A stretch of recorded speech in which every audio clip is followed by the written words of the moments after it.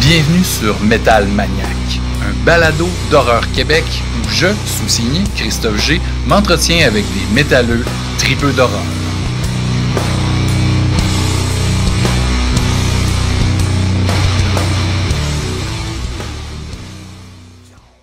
Métal Maniaques, épisode 17, hey, le 13 août, c'est l'été, hein? L'été c'est fait pour jouer. Toi, Alex, comment ça va? Ah, t'es surpris. Oui, je m'attendais pas à une référence de passe-partout. Ça va bien, ça va bien. Ouais. Oui, c'est l'été, il fait chaud, il fait beau. On aime ça l'été, c'est le fun. Exact. Puis, tu sais, l'été aussi, ben, c'est fait pour écouter du thrash metal. En fait, ça, pas nécessairement l'été, là, à l'année, là, mais l'été, c'est le fun. On peut aller voir des shows dehors. Moi, je suis allé voir un show, ben, c'était en juin, là, ça fait quand même déjà un petit bout. Je n'ai parlé, je pense, dans l'épisode. Oui, je n'avais parlé avec Annick et François, que j'étais allé voir Voivode et Municipal Waste. Yes. Ah, Slime and Punishment. Parce que, bon, évidemment, là, je suis en train, pour les gens qui écoutent la version audio, là, je flash une coupe de vinyle hein, de Last Rager.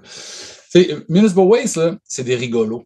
Puis moi, je les aime d'amour depuis très longtemps. Ça, là, je suis en train de montrer, mesdames et messieurs, le Garbage Pack de Municipal Waste. Ça, c'est très drôle.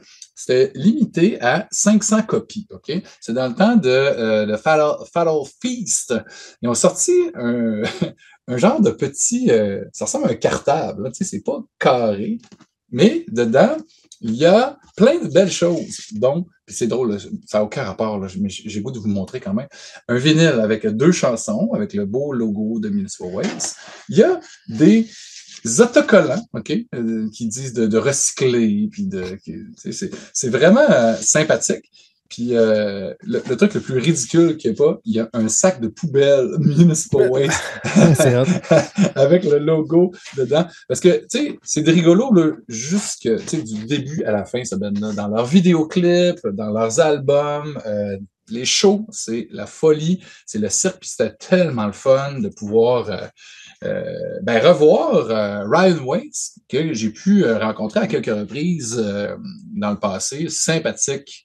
Jeune homme, guitariste, je dis jeune homme, là, on a presque le même âge. On se garde jeune, hein, c'est ça, le métal. Donc, l'épisode d'aujourd'hui, Ryan Weiss, guitariste, et c'est le gars qui a parti le projet aussi, avec Tony Forrester, avec le chanteur, mais il a pris le nom de son band, Ryan Weiss, il s'appelle pas Weiss pour vrai, mais Municipal Waste. Puis, c'est lui qui trippe vraiment horreur, mais solide. Là, puis en 2019, il m'avait glissé un mot sur un projet de long métrage qui bossait dessus, qui commençait à écrire tout ça. Là, ça a été annoncé il y a quelques mois, qui venait de terminer l'écriture du scénario. Puis là, je l'ai relancé, ça te tenterait dessus de venir sur mon show. Oui, on peut, je pourrais venir avec Norman Cabrera. Il a réalisé 2 de nos clips. On en parle justement dans le podcast. Norman Cabrera qui est, je vais faire une petite parenthèse rapide, là, puis je pense qu'Alexandre a préparé quelque chose aussi autour du parcours de Norman Cabrera, mais c'est un artiste d'effets spéciaux, un maquilleur, un sculpteur, un gars qui fait des masques depuis le milieu des années 80. Il a travaillé avec les Rick Baker, avec Guillermo del Toro, il a travaillé avec Rob Zombie, il a tellement travaillé sur des films que j'aime, là, que je capotais. Donc là, Ryan, il dit, on va amener Norman sur le show, on va pouvoir parler du long métrage, parce que là, le scénario est fini, puis j'ai le goût d'annoncer le titre. Puis là, c'est comme la première fois qu'il parlait du titre de son film, genre à un média. Il me l'avait dit en 2019, mais il n'était pas prêt à en parler. Puis là, il va l'annoncer aujourd'hui, le 13 août, là, sur les médias sociaux. On a comme une primeur. Fait que ça, c'est quand même très cool. Puis évidemment, on n'a pas juste parlé d'un projet de film qui est présentement en financement, hein. Évidemment. On a parlé du vidéoclip de Slime and Punishment qui ont tourné ensemble, qui est un hommage fantastique à l'époque des clubs vidéo. Ils ont réalisé aussi la chanson titre du plus récent disque. Electrified Brain, un album que moi, j'ai capoté, j'ai trippé, c'est de la puissance. Qu'est-ce que tu en as pensé, toi, Alex? C'est de la merde. Non. Oui! C'est moche. Non, pour vrai, j'ai été agréablement surpris. Moi, je suis pas fan fini de Municipal Waste. En fait, j'aime les gars en show. On en a déjà parlé justement dans l'épisode précédent, leur énergie, leur côté humoristique, c'est des bêtes de scène, ces gars-là. Ouais. C'est le party pogne systématiquement quand ils font un show. C'est vraiment un gros party. Puis j'aime beaucoup leur approche humoristique, mais musicalement, j'accroche pas sur tous les albums. Tu sais, les gars, ils font un thrash crossover, ouais. un hommage très bien fait là. Tu sais, je veux dire, ils ont vraiment bien assimilé toutes les formules de ce genre-là. Ouais, le DRI, le Slayer. Ouais, c'est ça, exactement. Ces bands-là. Puis moi, je suis d'accord avec toi que sur certains albums, des fois, les tunes sont un peu interchangeables. Ce qui n'est pas nécessairement grave, mais comme tu dis, tu sais, quand tu recherches des compositions un peu plus étoffées, des fois, on est peut-être un peu mal servi. Mais le dernier est vraiment surprenant, justement, du côté musical. Je trouve qu'il y a un effort qui a été fait, ou en tout cas, ils ont décidé d'aller un petit peu plus loin. Mm-hmm. Il y a toujours le côté fun, le côté humoristique. On entend encore les références à DRI, la voix de Foresta, des fois, rappelle celle de Nuclear Assault aussi. On est dans... Anthrax un petit peu. Ouais. Puis, mais c'est ça, du côté musical, on dirait que les gars ils ont poussé un petit peu plus les limites.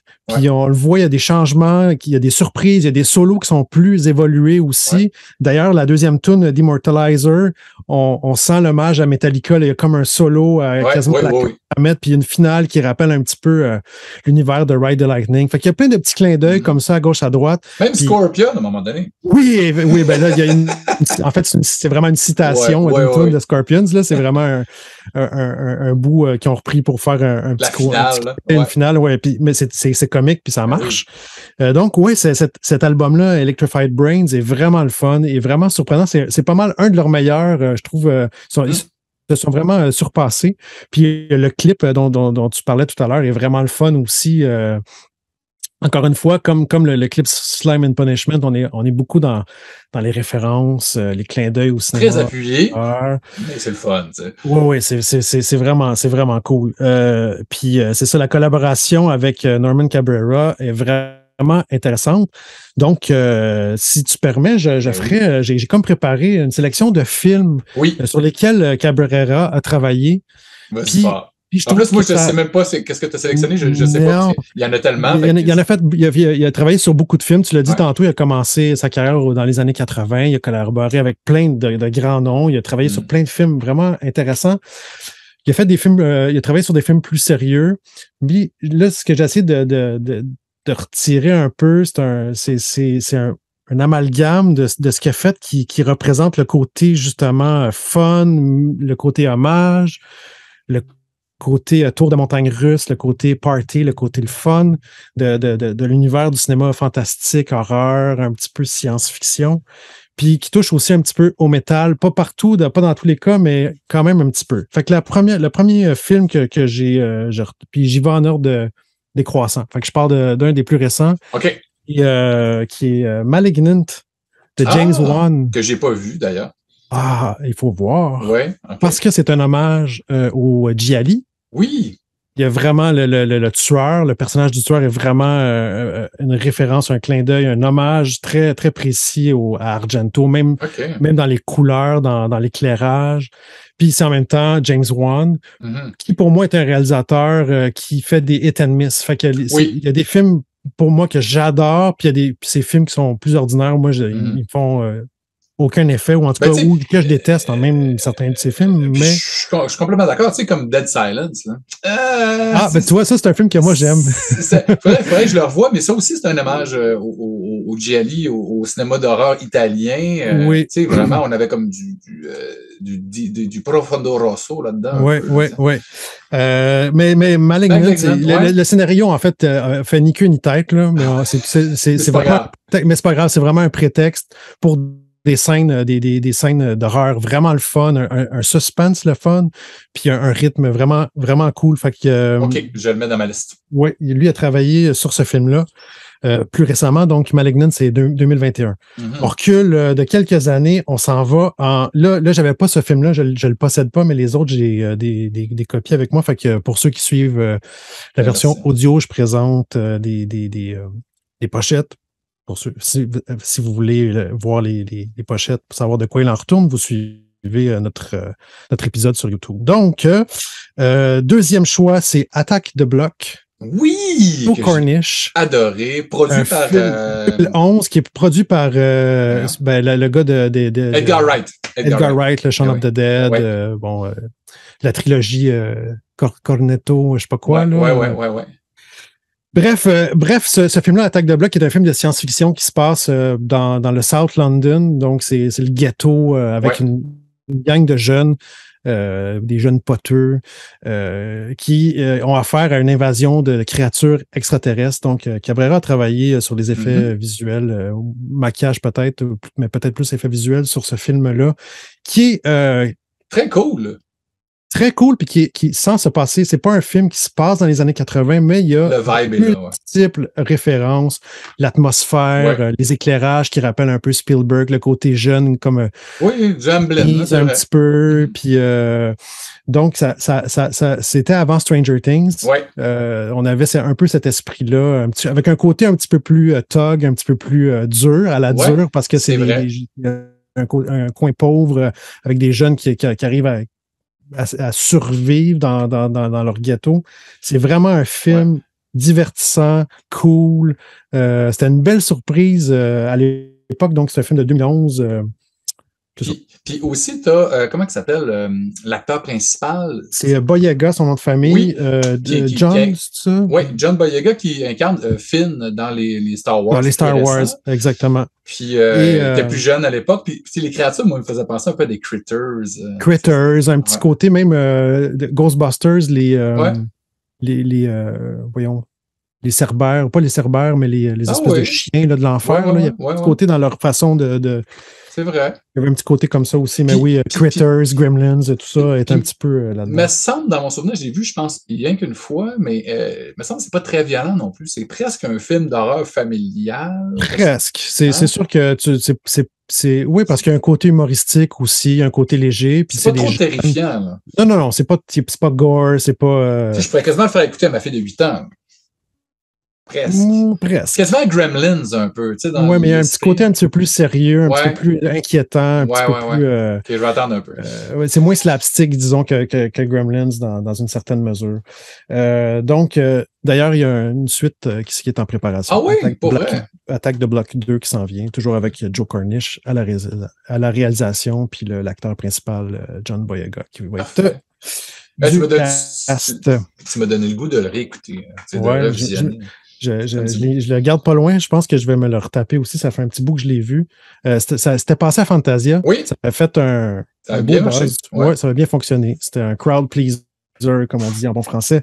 Ensuite, on s'en va du côté de Rob Zombie avec, là j'ai le double, mais c'est House of Thousand Corpse, qui est encore une fois un tour de manège, de maison hantée. De funhouse. De funhouse, de grindhouse, de multiples références, des univers qui touchent beaucoup justement à ceux de Ryan Waste et Cabrera aussi. Il a travaillé, comme tu le disais, avec Rob Zombie.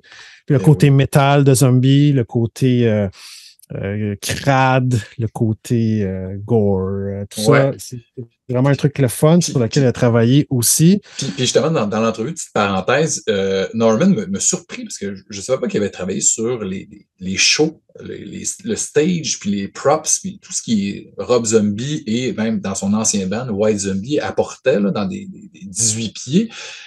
Parce que Rob Zombie nous a toujours habitués à avoir des scènes bien remplies avec des têtes de démons de 12 pieds de haut, avec un paquet de trucs, des écrans, mais tu sais, vraiment un décor de maison hantée puis d'Halloween Puis Norman, il a travaillé là-dessus. Moi, je capotais, là, quand il m'expliquait ça. En tout cas, je vais vous laisser, je vais le laisser parler de ça. En tout cas, moi, je suis très fan.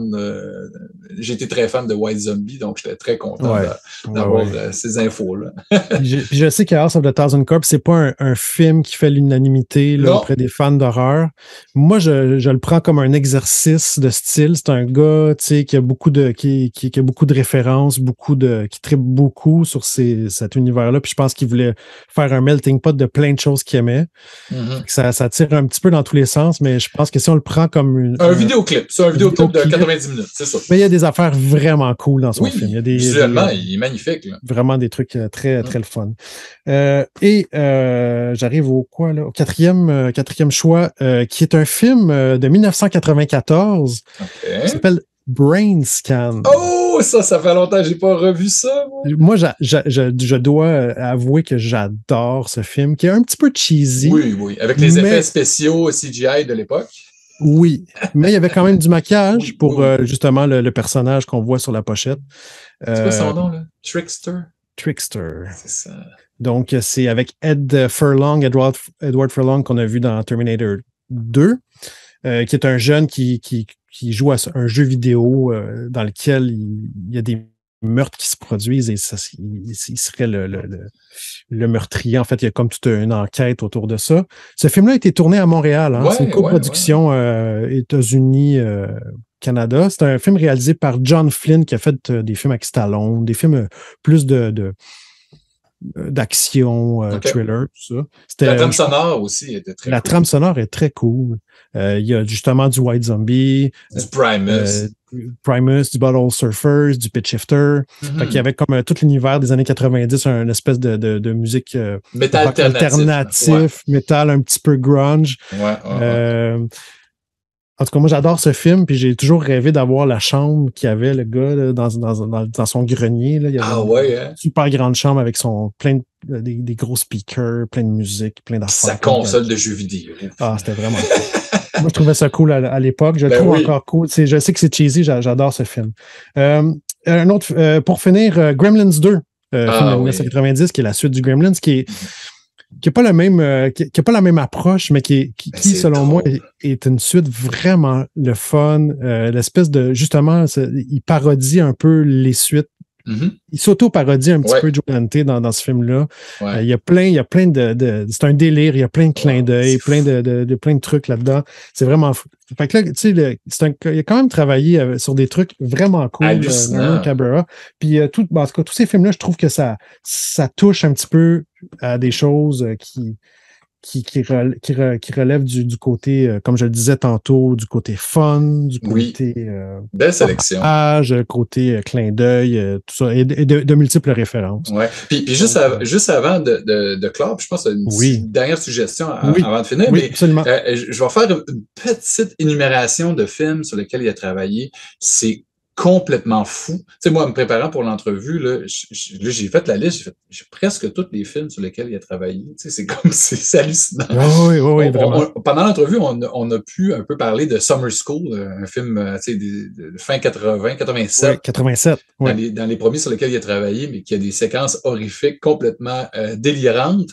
Harry et les Henderson, c'était vraiment très cool, le film de Bigfoot. Fright Night 2, après ça, La mort vous va si bien. Death Becomes. J'avais pas vu ça, j'avais pas spoté ce film-là. Robert Zemeckis, Alien 3, Freaked, Night of the Living Dead 3, c'est ça là avec la fille avec des piercings, qui était quand même bien foutu de Brian Usna, c'était le fun. C'était meilleur que le deuxième, en tout cas, il y avait quelque chose de le fun. Species, on en a parlé, le From Dusk Till Dawn, moi, c'est un film que j'aime beaucoup.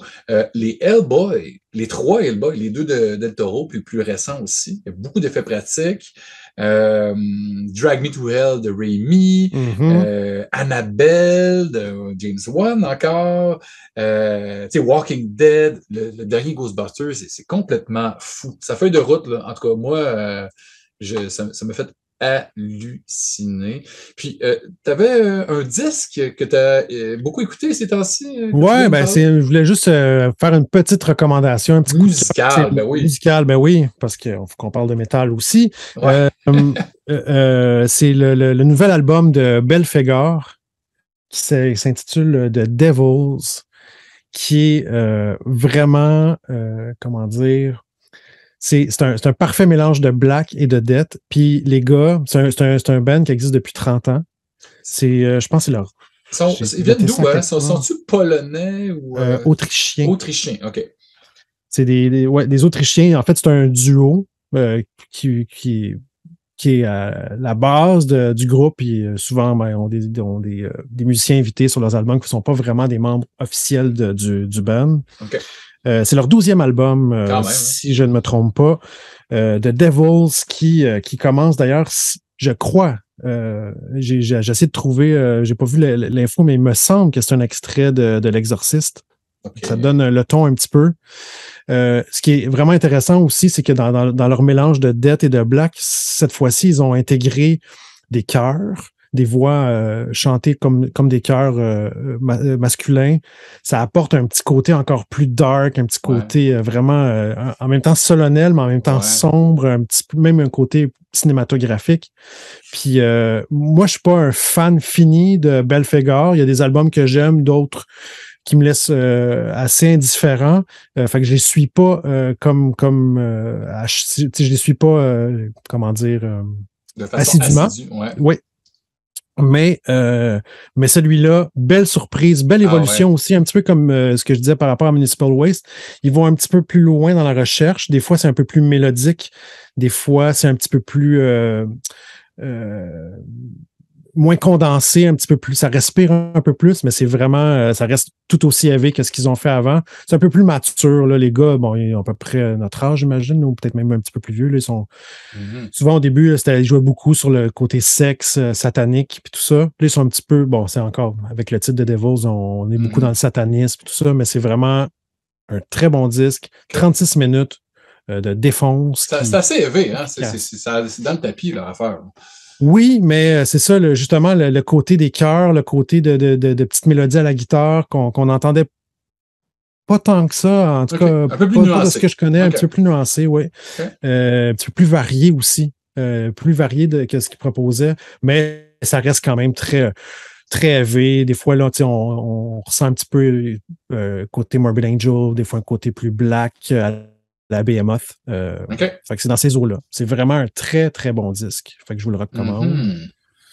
Cool. Parfait. Puis moi, ben, tu sais, j'avais pas prévu en parler, mais j'ai des petites cassettes ici. Là, tu parlais de quelque chose de très élevé. Là. Je sais pas si tu connais le groupe. Là, on voit pas, il n'y a pas de logo, là, mais ça, là, c'est le groupe Blight. B-L-I-G-H-T. C'est un band de Montréal. Magnifique cassette or. Doré. On aime ça. Oui. C'est un band de black, mais encore une fois, c'est pas du black de puriste, ça sonne bien.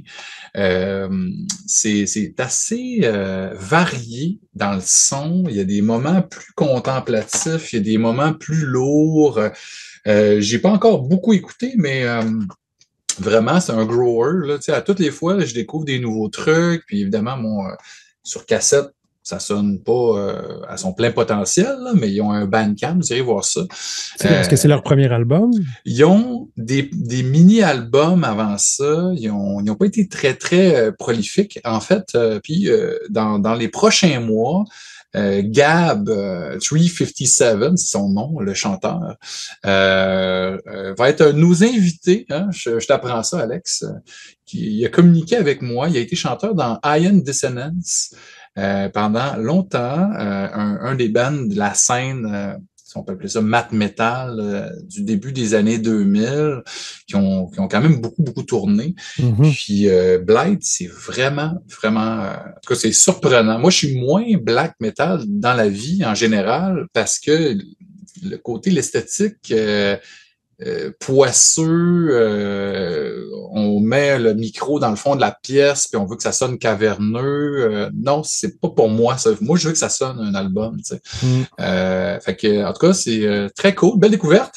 Puis l'invité du dernier mois, les invités François et Yannick de Cauchemar, qui m'avaient justement gracieusement invité à leur spectacle montréalais du 30 juillet. Ben, je me suis acheté une belle cassette blanche du dernier album, Rosa Mystica. Très cool. Là, on est plus dans le doom, le métal classique, tu sais, à la Vieux Sabbath, Merciful Fate, des trucs comme ça.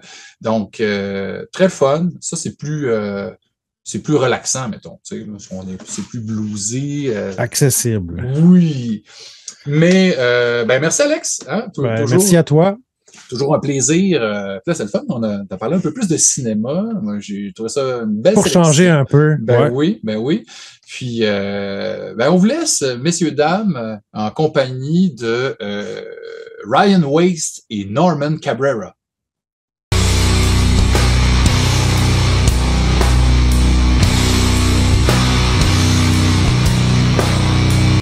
Man, it's so cool to meet you, Norman. For sure, dude. Man, glad to see you, Ryan. And now I guess it's kind of cool to see me too, huh? Yeah. I was saying to Ryan earlier today that I was looking, looking the whole career that you got, Norman. And I realized that I own most of those movies that you work on. So I'm That's quite awesome. So thanks a lot, guys, for taking the time to chat about, my two favorite things in life, horror and metal. Right on, man. Yeah, exactly. And when those things collides in the best way, like with Municipal Waste videos, it's like a dream come true because it doesn't happen that often in metal. And it's great to be able to chat with you guys. But first, I like to chat about the first things that came into your life, metal wise or horror wise. What came first? I'll start with Norman. The first thing for me when I was a little kid, I just was obsessed with horror movies since I was a little kid. I mean, the number one thing is like, I was drawn to horror films. And when I was a kid, there was, I was a little kid in the 70s, and then I was kind of like in my early teens in the 80s. But in the 70s, when I was still a little kid, there was a show called Creature Features, and it ran on American television. And they showed the old movies, like they showed the old monster movies, like the classics, like Frankenstein and the Wolfman and all that. And there was a magazine called Famous Monsters, which I was maybe 10 years old. And immediately, like I was just into horror type stuff, horror comic books and horror magazines like Famous Monsters. And then when the 80s came along, it was Fangoria, and like 1980 seemed like it was like when everything changed, and heavy metal and music videos and Iron Maiden and all this, like this world started to collide around 1980. So exactly. But the first thing I got into was just monster movies. I just was a massive fan. You remember the first one that you saw on TV?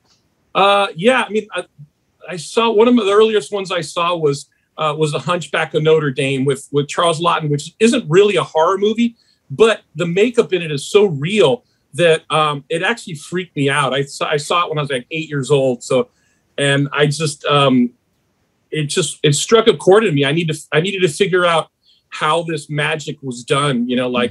How can they make somebody look like that? And it's from the magic of the movies, that's like the first thing that just struck me.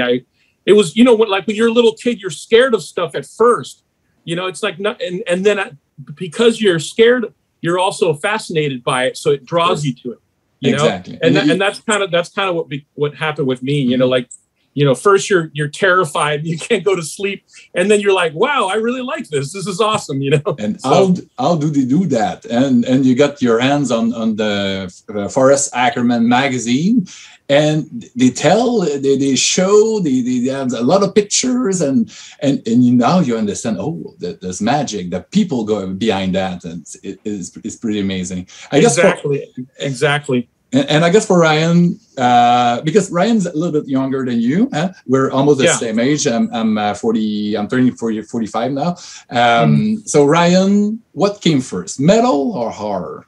For me, it was metal. And I had an older brother, so that always helps. We both got into metal at a similar time, and we used to go to the library and rent cassette tapes, and we'd come home and dub them and make mixtapes. I remember getting like Judas Priest, Sin After Sin, really young, and that one stuck with me. Black Sabbath, Master Reality, and then getting into heavier stuff like Slayer. It just struck a chord with me really young. And I got so obsessed that I even surpassed my older brother, and I would start digging deep, into music, which I still do. And it's obviously an obsession because it's, everywhere behind me, but it hasn't stopped or I haven't slowed down. But so just getting cassettes, and I still have a lot of the cassettes, like, it's kind of dark in here, but that I had since I was a kid. Cassettes, they're great, and man. Then, they're small. You can put it in your pocket, Yeah, Christoph was nice enough to bring me a Black Roses cassette when we were up in Syracuse for my birthday. So thank you again for that. No worries, man. It's no secret that I like that movie. I'm sure Norman's sick of me talking about it. And then movies, for me, I'm a child of the 80s. So, I mean, video stores had just come out, and I remember walking around video rental stores and just seeing all the covers, and and I'd be like underage, obviously, but we got to sneak a few in there. And I remember one of the earliest horror movies I saw was Phantasm, and that stuck with me forever, man. You sampled Phantasm in one of your records, right? Mutation, we sampled Reggie Bannister talking to Michael, and I just thought it was such a cool like dirtbag line just to pump people up. So talk about smashing the tall man, but that one. It's so good. Oh man, and I was wondering how you guys met in the first place. Norman, you want me to tell that story? Yeah, tell that story. I heard you tell it the other day. It's the weirdest story. It's like so I was following these guys on Instagram. You were a fan of the music. Oh yeah, well see, I'll try to make a long story short. Okay. I knew of Waste peripherally, but you hear about a lot of bands, especially there's so much going on these days, and to be honest, it's really tough to keep track on everything that comes out. But I knew of the band, but then what really sold them to me was seeing this live footage of them that was actually on YouTube. And before I ever saw them live in person, I actually saw them on YouTube playing live. And I was like, man, these guys are badass, right? It was like kind of like an updated version of all the stuff that I loved growing up. I mean, there was elements of DRI in there. There was elements of a lot of the bands that I was really into. And I was like, to be completely honest, I was like, wow, I'm blown away that these guys are just nailing it, So and they're young, So I started stalking them on Instagram, right? Following their posts and stuff. And then they were on tour. And again, to make a long story short, Ryan was posting tour videos, and he posted this weird video from this show that I watched about a talking chimp in the 70s, of all things, called Lancelot Link, And then so we started chatting about this ridiculous show that I remember watching, but it was like somebody that's in the Lancelot Link, man, they got some obscure taste, So deep. It was on in the tour bus. We were riding down the road, and you're on a bus and you have a moving living room. So I'm filming Lancelot Link, and then Norman was like, "Holy shit, I grew up on that. I can't believe you put that up." And we got talking, and not to take over if you wanted to keep going. No, but go ahead. You were like, I want to make a mask for you guys. And I was like, well, I'll do you one better. Why don't you make a music video for us? Because we actually had Slime and Punishment had just come out. But which mask did you want to make, Norman? I wanted to do a mask for Shredneck. You know, it was like, I really dug that song, you know, and I was like, I wanted to, that's the original idea was that I thought it was just a badass name for a song and like I pictured the second I heard Shredneck, I was like, I want to make a mask of that character, you know. So it still can happen, but that was the one that popped into my head. But then they had this video coming out, and we had an album out. We needed a video. Yeah, look, you got it right there. That's what I mean. They had an album coming out, which was even cooler. Because we got on the phone, because I think you were we were out with Exodus, and you were already friends with Gary. I think you were planning to come to the show in Anaheim, so we got talking on the phone, and we just, I think, you know, Norm and I just hit it off. We're just, you know, two old souls like that, and with the same interests, of course. Yeah, exactly. we started talking about the video, and then I think the wheels just started turning with Norm, because he already had a treatment like cooking at that point. I feel like we started bouncing ideas off of each other, and we wanted to do like an homage to VHS in a video store. You could watch the video, Slime and Punishment. I think it crams a lot of those elements in there. You know, you got the Vestron Municipal Waste logo in the beginning. Yeah, totally looks like that. Exactly. You got it. Yeah. You got it. And of course, there's element of video drone. Oh, big time. 100%. I'm a huge fan of Kronberg. I was fortunate enough to interview the man in the flesh this year. The best 12 minutes of my life, aside from being a father of a beautiful daughter. When she was born, that was fantastic. But being with the man, Kronberg, he was so, okay, I'll tell you, I'll be quick. We were in a very expensive hotel in Montreal. I had seen his latest movie, Crimes of the Future, in the morning. I loved it. And then for the next few hours, I just tried to find the best question ever that I already written, but I'm trying to nail it, not to be annoying, and to be really, because he's a really intelligent man. If you ask the wrong question, can go nowhere.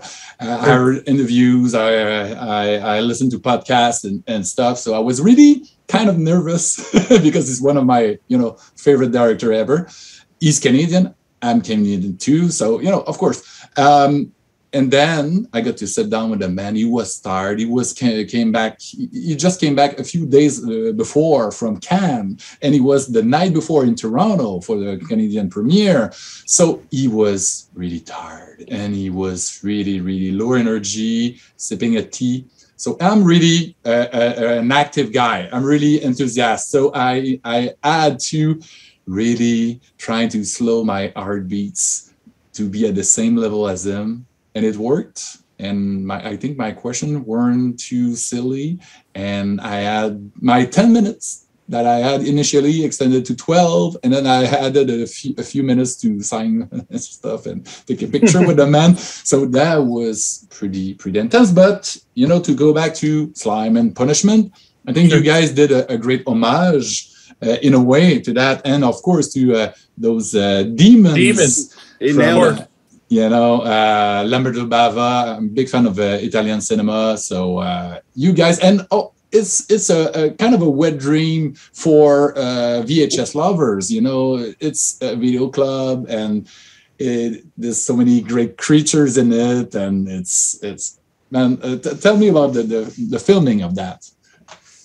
Well, I mean, that is a completely like a loving tribute to VHS and all that stuff. We actually shot it here in LA at a place called Eddie Brandt's Saturday Matinee. Unfortunately, it closed during the pandemic, which is kind of sad. But it was a place that had been there for about 40 years. And it's a place that I used to haunt all the time. I mean, when I first moved to LA in 85, I discovered this place, and I would spend like hours and hours. It's what you saw in the video. It's a real place, and wow. And you could still rent.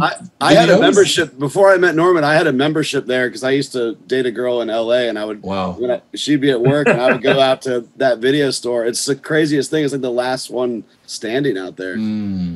Exactly. And it's like, so when we were sort of ping-ponging this idea of doing this VHS tribute video, I went to talk to my friends over at Eddie Brandt's, a guy named Donovan, who's been there since forever. He's Eddie Brandt's son. And I was like, Donovan, can we shoot here? I mean, I was shooting this video. So this is like a Mecca. It's like, this is like going to church, with all these VHS tapes. This is our, holy shrine. The set is already dressed. You don't have to do anything. Yeah. And so he's like, yeah, of course. And so we shot there and we put this guy, Frank Dietz, has a cameo in it. He was in Black Roses. And we just try to fill it up with, homages to Demons and Videodrome and just have this feel of like what it felt like when I was a kid renting a VHS tape. There's a really crazy magic to it. You rent these tapes and they were always kind of like the covers were always really lurid and you never knew what you were going to pop in. So the idea behind the video was like, you literally rented like a haunted tape that the movie would come to life. And that was the basic premise of the video. And a big, nice clamshell, of course. The best. Yeah. The best. Yeah, because when I saw the video, I texted Ryan. There it is, Norman. And he sent me a pic of that. Wow, it's glorious. Number 666 too. There you go. And of course, he would have known it was haunted if he read that catalog number. He would have known it's haunted. And is the tape inside that box as Norman's the actual? Got that one. I have the tape. I meant to give you the tape as well, but I ended up with it. Do you have the tape inside? I have a prototype. It's Slime and Punishment. Oh, nice. Cool. I have the. I'm afraid to put it in. The devil might get me, man. Yeah, exactly. There's a glowing version too that we made for the video. There's one that actually we put I put the texture tape on it, right?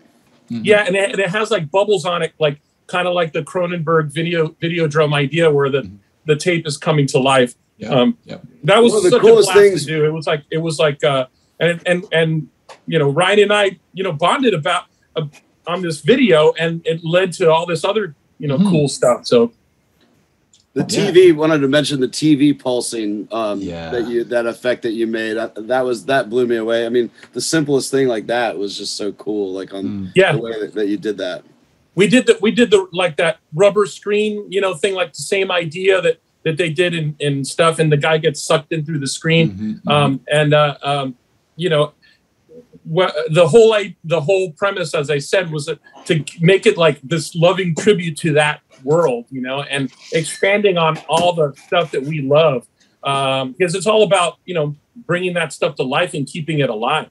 Exactly. Physical, practical effects. That's tangible. That's the way. Exactly. You can touch it because there's so many things you can do with CGI now, but it lacks a soul. That's we need to. Norman's keeping that stuff alive, man. Exactly. And it's pretty amazing. And I just wear my Ghostbuster cap because you actually created those dogs from the terror dog. From the latest movie. Wow, it's pretty intense. It's awesome. It looks great. And that movie was also an homage to the original with, the original director producing, with his son directing.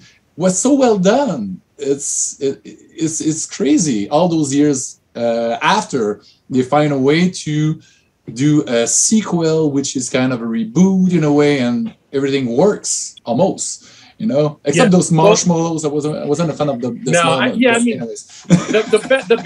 The thing that I had a lot of fun with it was they wanted to do those terror dogs practical the way they were done in the original. So we built these full scale practical terror dogs, and there are CG the running shots of the terror dog, but in the original they did it with stop motion. That's right. And stop motion, sadly is a lost art. There aren't too many people that still do that. So in lieu of you doing old school stop motion, you still have to do CG, but it's about combining the two. But what's great is that there's so much of the practical dog in there, and people have been saying for a long time that like CGI's. The dog, the terror dog. My terror dog the whole time. Sorry. I'm still here making monsters in Hollywood the old school way. Man, this is a good thing that there's a few of those really great artists left, and you're keeping the flame alive. It's amazing. You were talking about stop motion. Phil Tippett still doing that stuff, after all these years. Mad God. It's pretty mind-blowing.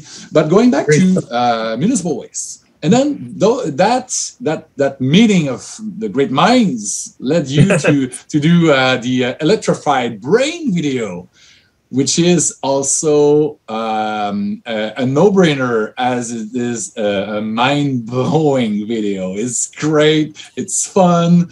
You got your friend Mike Mendez producing and editing it from Big Ass Spider and The Grave Dancer. That you work on it. And so many other films. We worked on both of them, right? Norman, he produced Slime as well.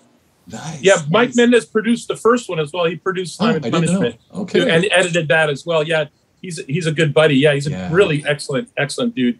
And so, Electrified Brain, a little bit of Shocker, of course. Yes. A little bit of Reanimator. Yeah. With the green stuff, and of course, going back to Cronenberg again, those suits. Yeah. Tell me about how did you get the idea for the video? Well, it's funny because if you really look at I didn't think of the Reanimator thing. That was if that's in there, it's unintentional. Dream, but of course. But it's there's if you really look at that video, there's a lot of Easter eggs in the video, and I'm not going to tell you what they are. But on Instagram, keep it a mystery. On Instagram. On Instagram, you said that it was shot partly on the same set as Escape from New York. Yeah, which is really cool. Yeah, the opening shot is Escape from New York, and then we used the guy who's being electrocuted at the beginning is Mark Price, he's in the film Trick or Treat, from the 80s. So yeah, he's Ragman in Trick or Treat, and I always like to put like at least one cameo in something like an old school like 80s cameo. And it just so happens that Rob Lucas, where we shot the video, which was Wolfpack Studios, he knew Mark Price. And I was like, I want to stick a cameo in this. And he's like, well, I know Mark Price. I'm like, that's a done deal.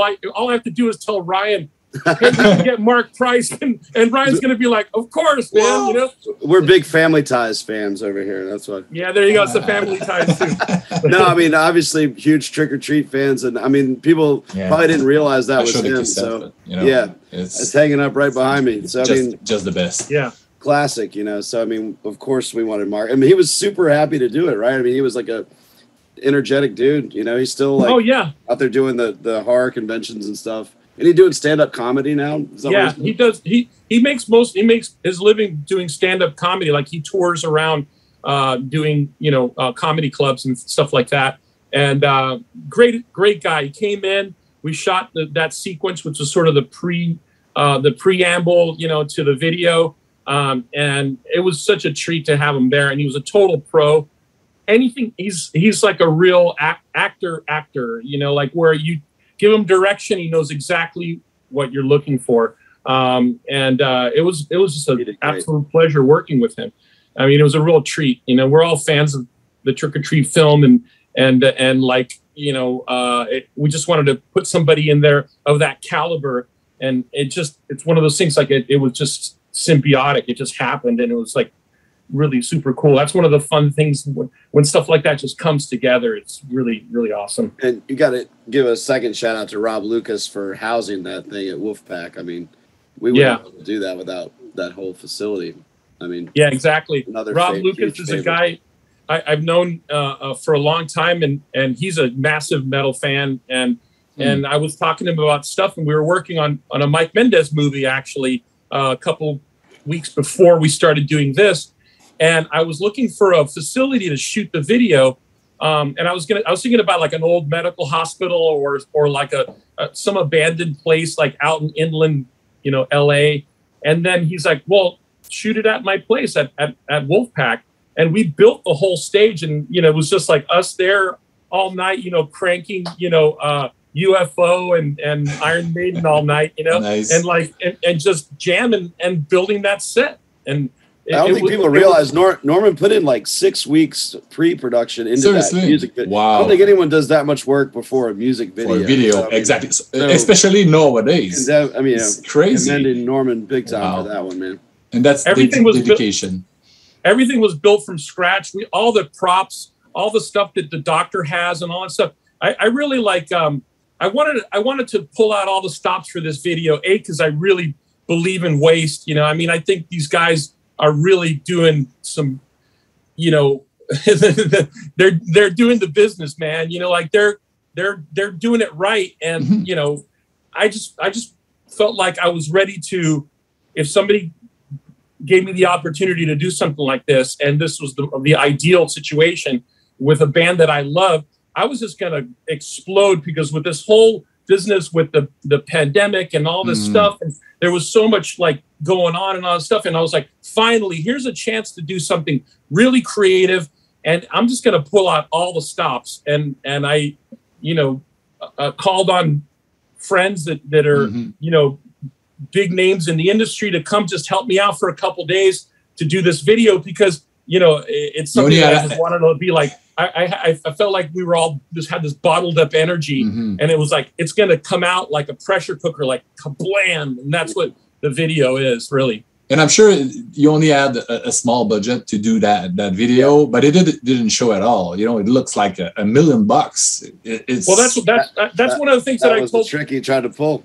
Yeah, exactly. And I told Ryan, we're going to make $1 million video on a low budget, because I just want to like make this thing that's just like, it's a cooker, it's a pressure cooker, it's this thing that's like, let's just make this thing that's going to go kablam, and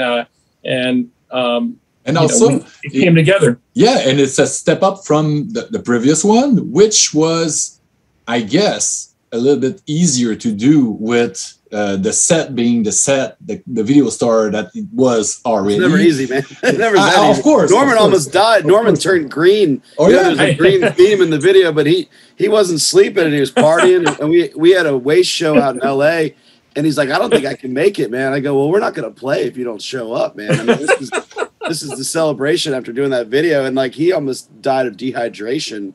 Yeah. We were on multiple sets for Slime and Punishment. There was like our friend's bedroom that we did like the scene with the videotape, and there's the video store, there's a show at a practice space in town, so we actually were bouncing around to more locations for that, and he literally almost keeled over from working so hard on that first one.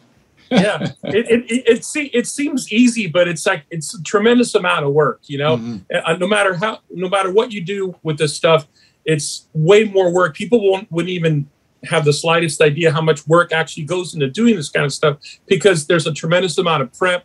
There's a tremendous amount of coordination between different artists and different people, and it's just it's a lot of work. But in that case, we shot on 3 locations, so we were bouncing around town. We still have to do it in 2 very short days, with a limited. And then, but on this one, we shot it all at Wolfpack, and so I was able to, not having to get in a car and go somewhere else. It was all done, in house on 3 different sets that were built at Wolfpack, and that made it a little easier to shoot. But the prep on it was like Ryan said, was 6 weeks. It was a lot. It was a huge effort.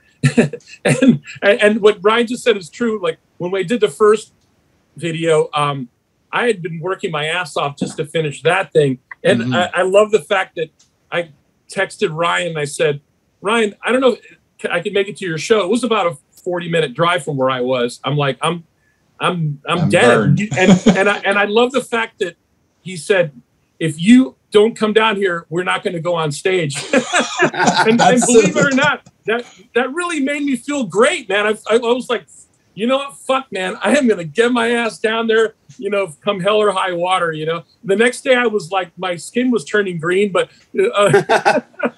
And that show, you know what's crazy? That show, the photos from that show is in the Electrified Brain layout, and Norman's head's in the back of one of them, but you're on stage for one of the long shots. Oh, nice. All the photos are from LA. So, I mean, it was a good rap party for that video coming to the show. Aren't you glad you showed up? I mean, you had a great time. Totally. I mean, I wouldn't, and I came back, and it was just like you said, it was a great end cap to that whole experience. It was just fantastic.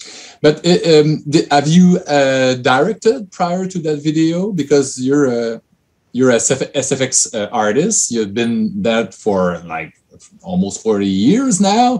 Mm-hmm. But was that your first experience in directing something? No, I've directed a few other things.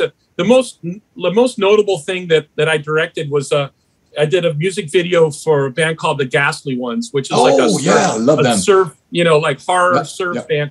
It was a band that I did back in the mid '90s. And it was just, you know, two of us were effects guys. You know, Garrett Immel, you know, was the guitar player and I was the drums. And it was one of those things that we just did entirely as a fluke. I mean, we were just, the kind of retro surf scene was happening in LA, you know, after the release of Pulp Fiction, you know, like there was that whole like kind of like resurgence of Dick Dale and all that heavy surf guitar rock stuff. And so we just were like, you know, sitting across from each other working on Spawn, you know, the movie Spawn. That's right. And so, and we're like, hey, you want to come over and just jam, you know, some of this like heavy instrumental surf stuff, which is the energy of it is very similar to thrash metal or something. You know, you're right. Rock is precursor to heavy metal for sure. Yeah, you know, and then so we were like, let's come over and fuck around. And so Garrett and I got together. And we're like, we should do a one-off show and just, you know, dress like these kind of like monsters, you know, like Undertaker characters with top hats and shit. And then I shot a video, and then next thing you know it, you know, it was one of those things that I never in a million years expected anybody to care about, you know, but here, like 20 something years later, like people are still talking about that band, but it was just entirely like a fluke. It's like, we just did it purely for fun, you know? I think they only had one or two albums. They were signed on Rob Zombie's label, a short-lived label, and they disappeared.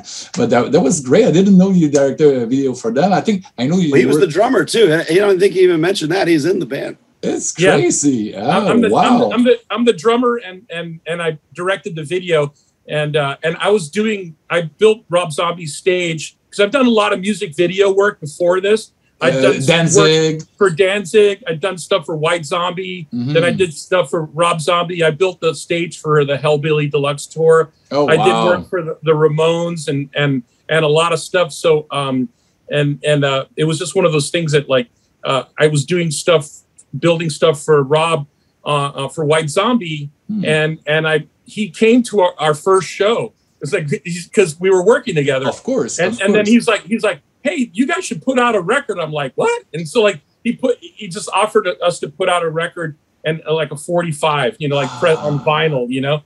And it was one of those things that looking back, I'm still to this day, if anybody brings up the band, I'm still kind of in shock. Like, you know, it was something we did just for fun. You know what I mean? But it's it's cool that people dig it. And you know what? You go to Knott's Berry Farm out here in LA or like a Halloween haunt, you know, like during Halloween time, and they're blasting our music over the PA system. So I guess we you know, it was perfect for Halloween party. So I guess we did something right. Yeah, definitely. And you mentioned you did some stage props and shows for Rob Zombie and White Zombie. White Zombie, I was a huge fan back in the days. And back in '96, I up in the school bus with a bunch of crazy kids from where I'm from. I'm from Chicoutimi. It's a little town at 5-hour drive from Montreal. So we were drinking in that little yellow bus, and we got there. Ramones was opening, and that was the Astro Creep tour, and we were mind blown by all the stuff that was happening on stage with the big demon head under the drum kit, and So that's all you. I made that. I made the demon head and all that stuff that's on stage and everything for that tour you're talking about. I built all that stuff. Wow. Thank you so much. Yeah. Thanks, Norm. No, seriously. But now, you know, Norm, you haven't done enough cool projects yet, man. Why don't you get to work? Well, the thing is, I mean, honestly, that's one of the things that attracted me to Waste was like, I want to make stuff for these guys because I love the music, you know, like, I mean, it's like, I'll go that extra mile just because I believe in the band, you know? And that's the honest truth. I don't reach out to a lot of bands. In fact, I don't reach out to any bands. I mean, the only bands I reached out to in my career was I reached out to Danzig because I was a fan. I reached out to White Zombie because I liked what they were doing at that time, you know? I reached, and the Ramones thing came through a friend. The Ramones are one of the first bands I ever got into as a kid, you know, like hardcore, just buying everything that, you know, they had. Yeah. And so it was a real honor to work with people like that. So I don't make a habit of reaching out to tons of bands, but you know, when it came to Waste, I was like, of course, I really want to make stuff for these guys. And I know that you're going to do something else together. But right now, that's the end of the first part of that interview. And if you don't mind, we're going to do, you know, we're going to cover the camera and we're going to go back. That's the way to cut those little... Sure. Okay. And then we're going to click on the second link and we're going to continue as nothing happened. We can take a piss too. Oh, you can too. Okay, so there you go. Are you sending another? It's in the same email. The same email. Okay. The second link. All there you go. There you go. Norman too. Put your hand, Norman. Put your hand up. There you go. And that's it. 1 second only. That's it. We haven't taken a leak. Nobody has taken a leak. We still have dogs. So I was talking about another project that you may have together, or you're gonna have. So can you tell us about it, Ryan? Yeah. So you know, Norman and I worked together, obviously, on Slime and Punishment, and it went so well. I filled him in on this film that I've been working on. Not a film, but a script that I've been working on since about 2014. I had started this heavy metal talk show called Living Fast, and I was working with like a local independent film crew, and I started like an outline for this movie that I had an idea for, which was... And you told me back in 2019 when we met. I told you a while back, and you were like, let's talk about it. I was like, well, let's make it come to fruition a little bit more before we get into it. Mm-hmm. I hold my cards real close to my chest. You know, me and Norman even discussed what we're going to go into about it. But it's fun to talk about finally, because it's something that it's been on the back burner for me for that's like 7 years now. It's crazy to think about. And now the script is written, right? Now, yeah, if you want to fast forward to me meeting Norman, long story short, I basically, like, what would you say? I pitched it to you, Norman. I told you the story. We sat down at a diner and I kind of told you my idea. Oh, yeah. And, you know, because I wanted him involved one way or the other. And we ended up, you know, meeting up into Zoom meetings like this. I have to give credit to our other partner, Jamie Thompson, who's a Scottish guy, old punk rocker, used to work for The Guardian as an editor. I brought him in just as someone to type, you know, when I kind of spit out ideas, but he ended up collaborating, just the three of us, you know, just as much as me or Norman. So I would say that the pandemic really allowed us the time to really dig into this screenplay and expand. Because no tour, of course. Yeah, I thought I had a completed script, but it was maybe, you know, halfway, if anything. And Norman brought his experience in, which, you know, 35, 40 years of working on movies, you know. So I'm all ears of what I need to do. And it was really just about expanding the characters and making it longer. Norman, if you want to cut in on that. Yeah, I mean, Ryan, you know, said, I have this script, you know, that's like this heavy metal horror movie. And it's just, he gave me the pitch and like, he gave me the title, which I thought was really cool. And we'll reveal it tonight. Well, drum roll, please. Right. You know, so we just say it. I'm sorry. Yeah. We just say it. Then we can just let Norman tell you. Exit stage death. Yeah. Yeah. I'm Canadian. Rush. Rush, of course, is a Rush reference in there. That's perfect. Stage Yeah. left. Yeah. Yeah, keep And going, Norm. so he had the script and he's like, exit stage death. I'm like, first of all, the title's great. You know, you know, when you write a script or you're trying to pitch a movie, you want to put as much into the initial bang. Exactly. You know, as they said, you know, the elevator need to pitch. convince. Right? Exactly. You need to be you know, easy. So right out of the gate, I thought this is a genius title. Yeah. You know, it's like really super cool. And then I go, well, let me read the script. So he gave me the script. It was like at the time it was 70 pages long, but the characters were, you know, an average movie script it should be roughly around 100 pages. You know, yeah, 1 page a minute, roughly, something like that. Yeah, I mean, I knew it wasn't finished though, but I'm in my defense, in my amateur defense there. Well, I mean, he had the bones of it were there, you know, like it just needed the ending needed fleshing out. But I love the characters. I fell in love with the characters. I thought the characters were really strong.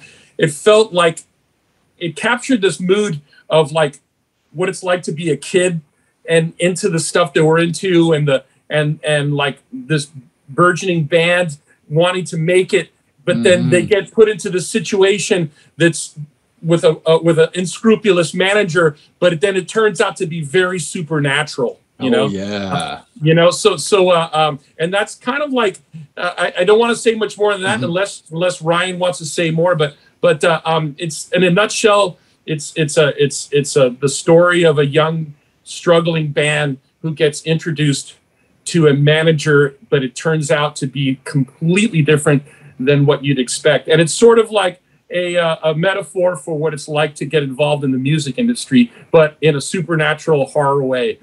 and they say to write about what you know, but exactly. I was about to say that. Okay, well, so all I've done for the last 22 years is tour for a living. So I mean, and there's tons of stories that come from true experience, but like Norman said, we take it over the top to a supernatural horror level. So that's fun, and I know that. You know, he could create these things practically, you know, so we can bring the music involved. I wanted to give a shout out to Nick Polis, who, you know, is in Waste with me. And we had a band, a heavy metal band called Vulture. And it seemed like everything that could happen wrong to a band happened to us. We didn't have the luck or the success as, you know, as privileged as, you know, Municipal Waste has had in our career. Just like it's tough playing heavy metal. So I was like, this is my last ditch attempt at doing something with these songs and this heavy metal band I had. So I was like, let's write a movie around it. Yeah. And we actually have songs that we've written back in 2013 that are for the soundtrack. So we're resurrecting some songs. Because the band is not active anymore? We're not active. You know, we've gone through 2 singers. Our drummer passed away. The drummer, Carlos, was supposed to be the drummer in the movie. I based the character on him. So there's a character, Sergio, that is going to be an homage to Carlos, who passed on. So, I mean, there's a lot of like really internal, passionate things put into it. It's more than just a horror movie. You know, it's very like teenage angst, dramatic. No, but if this shit happened to me, it'd be insane. That's going to happen in the movie. So let's not say it's autobiographical. But there's a lot of dry, dark elements too that I love. I'm a big fan of the movie River's Edge. Anywhere USA, like this could be a timeless situation. I don't want to like give too much away, but it touches on more than just like a slasher film. Let's just put it that way. That's cool. Yeah. But do you plan to play yourself? I'm not. No, you don't want to play. No, me and Norman plan to co-direct it and be behind the camera. I think we'll both have cameos, but this is for some actors, some good-looking actors. Yeah, exactly. So you're now at the part that you need to find financing, I guess. Yeah, and this is why we're here. This is the only reason we're here. No, we're making a lookbook to show the producers right now. So we're working on that right now, and I mean, I think just talking about it, putting it into the universe, you know, maybe we want people that are interested that want to get involved, you know. So yeah, we're open to that. And if I can suggest a festival that could be the premiere of that film, you know, Fantasia, the best genre film festival in the world, 26th year. It's Montreal, man. It's Montreal. Of course, there's a festival, Fantastic Fest, and all those stages and you know, overseas, but right here in Montreal, we got to make it first, so maybe we'll make the movie. Exactly. And then we'll talk about it. Of course. Yeah. So if you're out there, you have money, you want to invest in a great movie. Norman, tell them your special effects line. You should put the like a 1-800 number at the bottom. Donate to, like, you know, like it's like you're like a fundraiser. Like, if you like to donate to this film, you know, I was jokingly, or I was, and not so jokingly, I always say, the toughest special effect to create in Hollywood is raising money for a movie. You know, it's like, it's really, it's getting into the right hands of the right producer who understands and feels passionate about the project. Ryan has a vision. I mean, this is his baby. You know, I helped him birth the script, so to speak, right? Mm-hmm. But it's still his baby. I mean, he's, you know, all the visuals and all the textures and all that kind of stuff. It's all in his head. And a lot of times, you know, when we were writing, I would be like, so we'd come up to a scene, and maybe if we got a little stuck or something like that, I would say, like, well, how would you say this? You know, like, if this was, if you were this character, how would you say it? Just say it how you would say it.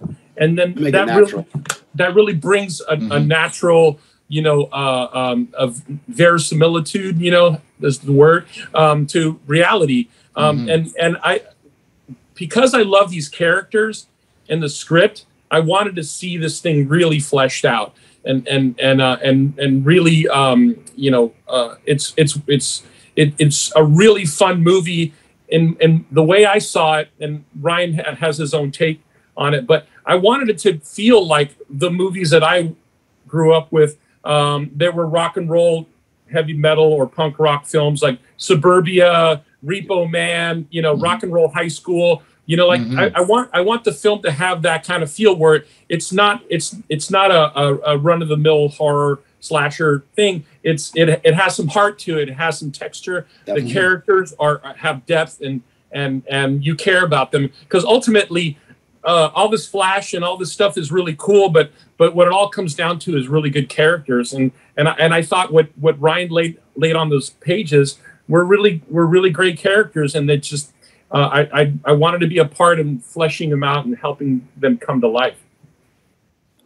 We thank you for it. It looks awesome. I can't wait. I cannot wait to see that. To see the trailer finally come out in next year, hopefully. Sure. Hopefully, yeah. So let's go back to what inspired that script. Those movies from, you know, you were talking about, you know, Black Roses and Trick or Treat. Those films. Well, for me, do you want to? Sorry, did I cut you off? No, go. No worries. No, I was just wondering, because, you know, with my podcast, I try to find, you know, where those two passions of mine intersect, and those movies, they do that, you know. Why do metal and horror go so well together? Man, well, back to those movies, like, anytime there's a band in a movie, like, it just gets my attention, especially like a movie like Trick or Treat, or, you know, Rocktober Blood or Black Roses. Like, I just wanted to make a whole movie that surrounded these bands, where, you know, there's just small elements about a band in those films, and it's like, why not make that the whole film? And obviously it just goes hand in hand. I mean, there's teenage angst and aggression, and you want to let it out. I let it out with my music, and you can't really go around killing people, but in these movies you can do whatever you want. So you might as well do it in a film where, you know, you're not going to get locked up. So to me, that's what it is.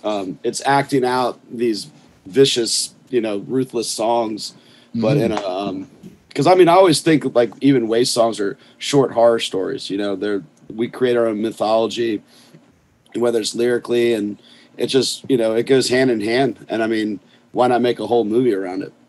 Yeah, definitely. And there's a public for that. You know, people, they want it. You know, the metal fans and the horror fans, they intersect. And, you know, with recently, Dave Grohl even did something like that with Studio 666. Have you seen that? Never heard of it. Of course. Didn't Dave Grohl invent music? And he on every documentary? I don't know, I'm a little sick of seeing him, honestly. I heard he's a nice guy, but I'm good. He's everywhere. Never saw it. No, I mean, I try to be positive on these things, but no, hopefully it's a little better than that. I don't know. I haven't seen it. I loved it. Was it good? Was it good? Okay. Right. For real. Have you seen it, Norman? I haven't seen it, no. You guys should. It's real Before fun. we start making jokes, we'll watch it. So yeah. I'll hold my tongue. Yeah. I actually like, you know, one thing, if you want to use a modern reference, I actually really, really liked the character, like the kid in Stranger Things. Did you watch the new? No, like I haven't. The Eddie Munson character is I haven't seen that either. It's closer to like a more realistic approach, you know, like that's what I heard to that sort of thing, and obviously it struck a chord. It wasn't cartoonish, you know. It wasn't. It felt realistic. You know, when you're making a movie, one of the most difficult things to do is make characters seem real, believable. You know? Yeah, exactly. Like they have to feel like a real person, because you know, you can't fake it to people who understand what a person like that is in real life. You know, exactly. Like if you see a character like that in a movie, and it reminds you of somebody you knew as a kid, or it reminds you a little bit of yourself, or whatever it is, then they're doing something right. There's nothing worse than seeing a caricature of something like that. Like, oh God, you know, like, just like stereotype, you know. And I'm gonna go and say that because I would like to do heavy metal correctly, because I've seen it done poorly so many times, you know, and I mean, it's painful. Yeah, remember? I'm not going to throw anything under the bus, because I've already done that once. I just want to do it the way that I know it, man. Airheads. Yeah. You know, I'm a big fan of Steve Buscemi and, you know, Adam Sandler. Reagan Youth fan. You know? Yeah, they did a cool version of the Reagan Youth track. That's a good song. Oh, yeah. One of my favorites. But yeah, there's so many movies, you know, and it's, I just wanted to do one myself. Here's our take on it. Yeah, exactly. And, you know, and it's about bringing the, you know, real experiences into a dramatic, you know, situation, you know, like the characters that Ryan wrote felt real because he knows these characters, you know, like it's not you're not writing about something you don't know. Mm-hmm. They always tell you, like in screenwriting school, write what you know, right? And it's like, if you write a story that's about something you don't understand, then it's not going to ring true, you know. So the idea here is to make something like that, and then just out and out, just make it fun, you know. Exactly. Because there's just not enough really fun, badass fun movies, you know, right? We need to make more. Norman and I and Jamie, the three of us, I've never laughed so hard with these Zoom meetings, just like this, Zoom meetings, just making up dialogue, and we're just like pissing our pants writing this stuff. And some of it we're like, we come back to it and look at, we're like, how drunk were we by the end of that? And we go back and fix it. But it really got us through the pandemic, man. I mean, wouldn't you say, Norm? Like, absolutely, yeah. One of the best things. You know, you always have to look at the silver lining of stuff. And one of the best things that came out of the pandemic was this collaboration on the script with Ryan and Jamie. It was like we used to do at least once a week, sometimes twice a week. We would do these Zoom writing sessions. They were on Tuesdays and Thursdays. And I looked forward to it. I mean, I was like, I couldn't wait for these writing sessions, because it was like just us like spitballing ideas and throwing stuff out. And a lot of times, you know, like I just like to, or we all just like throw in stuff, and sometimes an idea isn't good, but then with the bouncing back and forth and the camaraderie and that sort of thing, like really, really hones in an idea. And I couldn't wait for these sessions. They were so much fun, and we did it for the entire time during the hardcore lockdown. We were writing this screenplay, and it was really, really, really fun. I mean, I truly hope that we can get the financing for this film, because I think people will have a blast in the movie theater and at home watching this movie, because we had a blast writing it. Yeah. So I think it's going to come through the screen. I really do. And you guys, you guys are passionate about your project. You feel, I feel that it's really a passion project, and I'm sure that the people with the money will feel that too. That you put your guts into that project, and it will work out. So I'm sure. So and you have a good karma because you do the things for the right reasons, and it's not about money. It's about finding money to do it, but the fans will love that. So I'm really excited about that. Since we don't have images to show and we cannot talk too much about the script and the story, perhaps we can go back to some of the project that Norman worked on. Yeah. If you don't mind, Ryan, because I got the time. I was really excited when I watched. I checked. I went to the rabbit hole of the IMDb, and I stumbled upon Summer School. Summer School. That's it's a comedy, of course, but it got so much love for the horror. So it's that I don't even understand how a movie like that can be made. It's crazy. There's a Texas Chainsaw Massacre screening in a classroom. There's a massacre, a fake massacre in a classroom, which is mind-blowing, the effects on that. And you, Norman, you work on that. Tell me about it. It's crazy. Well, what's funny is that those two characters that are in the movie, Chainsaw and Dave. Yeah. I mean, that was basically me and this guy named Lauren Giffens. The writers didn't know us, they had no idea who we were, but they wrote these characters that were like these horror obsessed, kids, in school, and that was me, So, and they're high school. How did you get involved? But so in the script, they're obsessed with Rick Baker, and they write this essay about Rick Baker, like, we love Rick Baker very, very, very, very much, and but the funny thing is that that was me growing up. I mean, I was just obsessed with guys like Rick Baker and effects and movies and all that stuff. So I started working for Rick.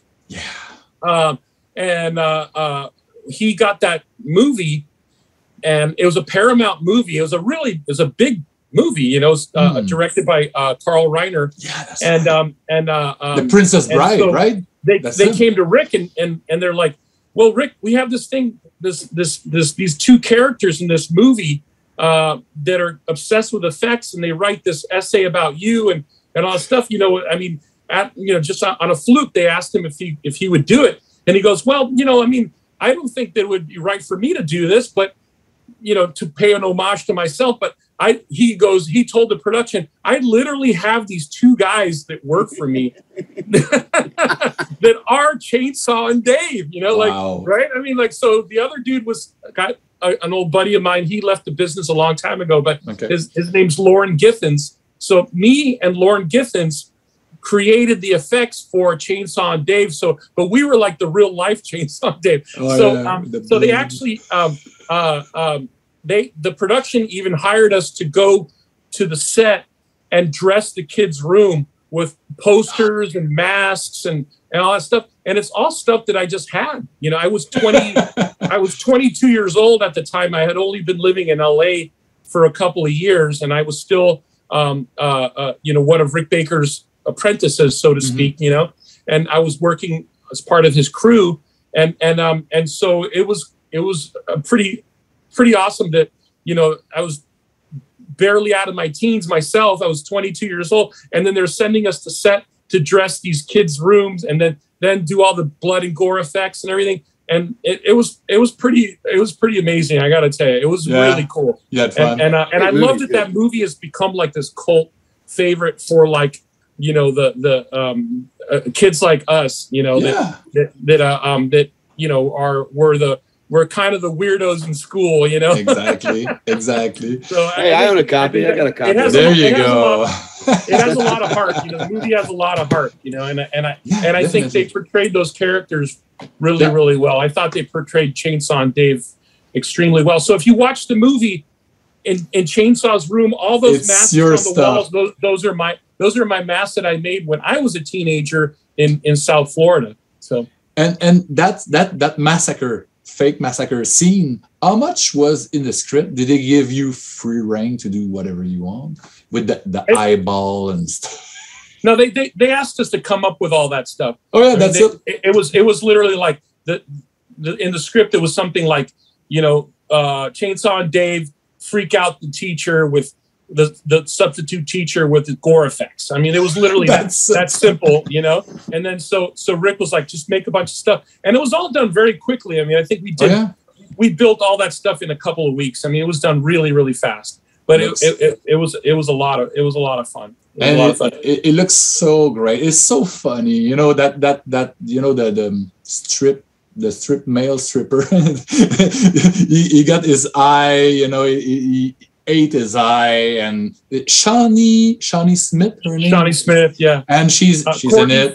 Courtney Thorne Smith, Courtney Thorne Smith, is in there too, and like all those people went on to do bigger stuff too, So I think it's cool. I mean, the movie has a lot of heart, and it's a one case where I think the Chainsaw and Dave characters did feel like real people. Like they really, they were. It was well done. Yeah. So kudos to you. Thanks, man. It's amazing. I watched that movie so many times in French on television here in Quebec, and the English version is good as well. I prefer the French version too. Oh yeah, I'm sure.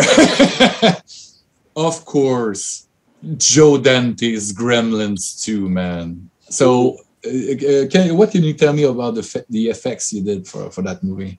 Oh my God, that's a long. It was just fun, just in a nutshell. Working for Rick Baker, he was one of my heroes, and like crazy.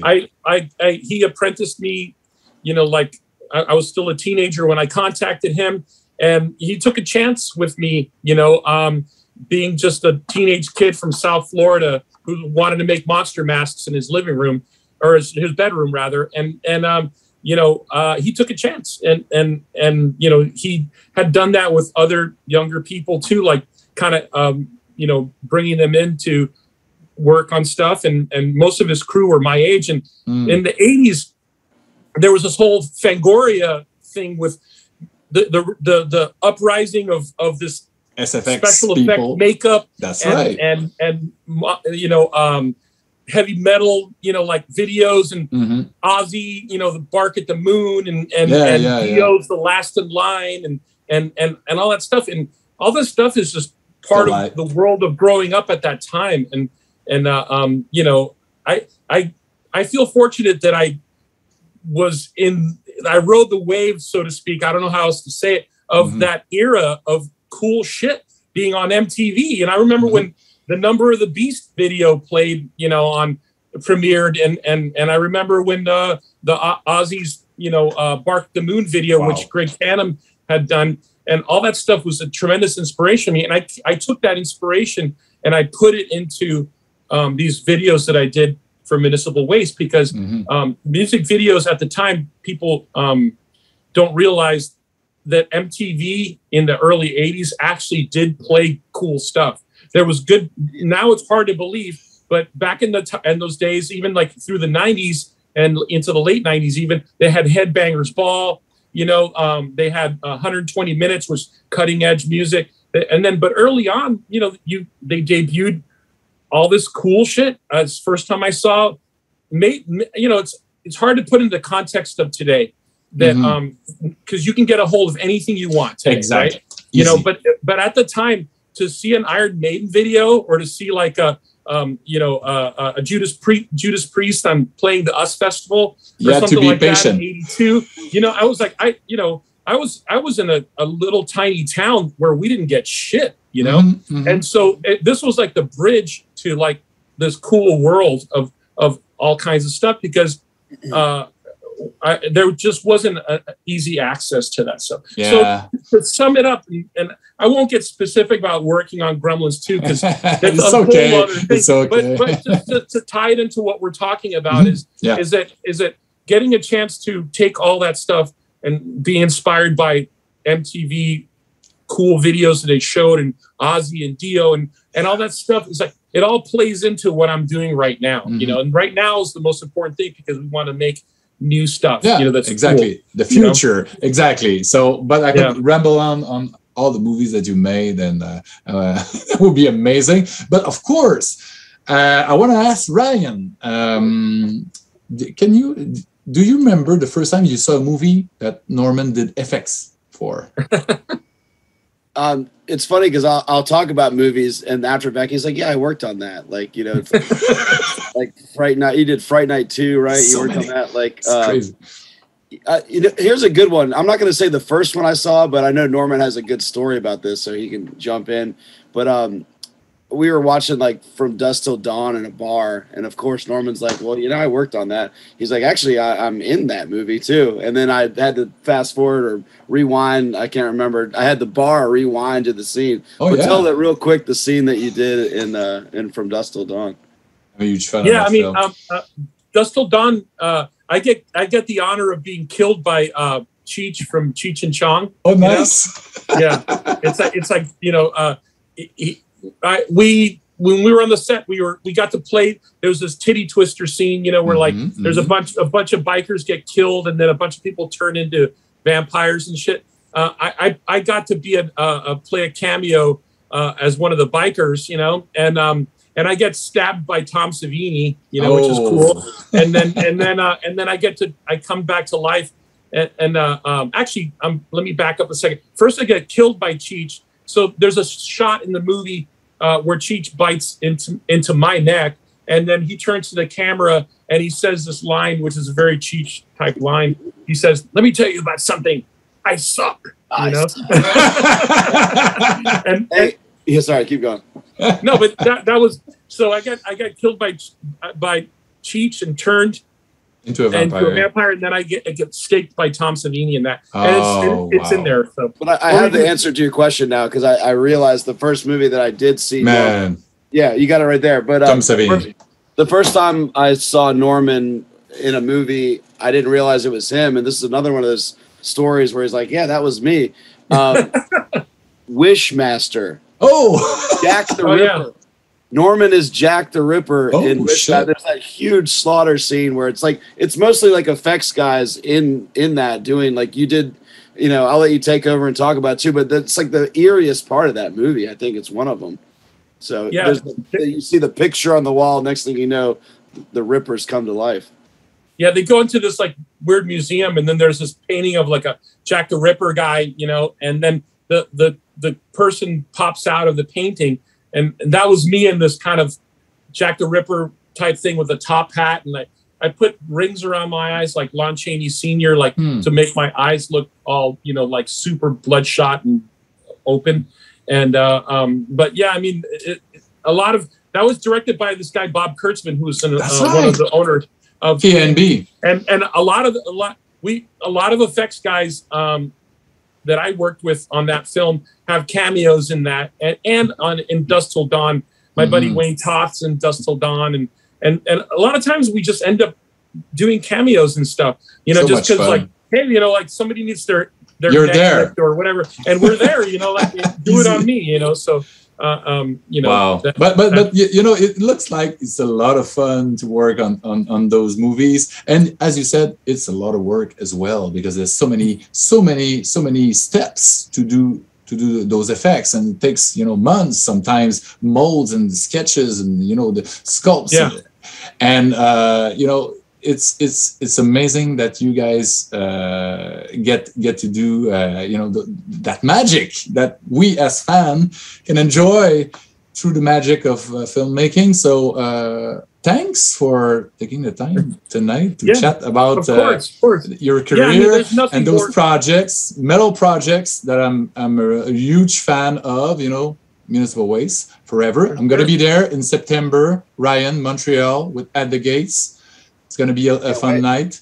that tour. And Norman, once that movie is done, I don't know when, but you guys gonna come to Montreal in Fantasia to show that film. Love and to.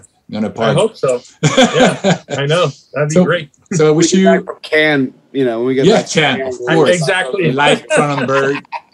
Easy. Yeah. So I wish you honestly luck with that project. Got a lot of love, passion is in it. It's clear. It's gonna work.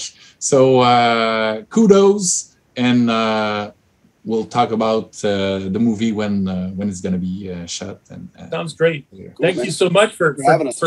talking to us, man. It was a lot of fun, man. I had a blast, you know. So much fun. Thanks. Yeah. Cheers, guys. Rock on, man. Good Keep night. on rocking. Thanks. Cheers. Cheers.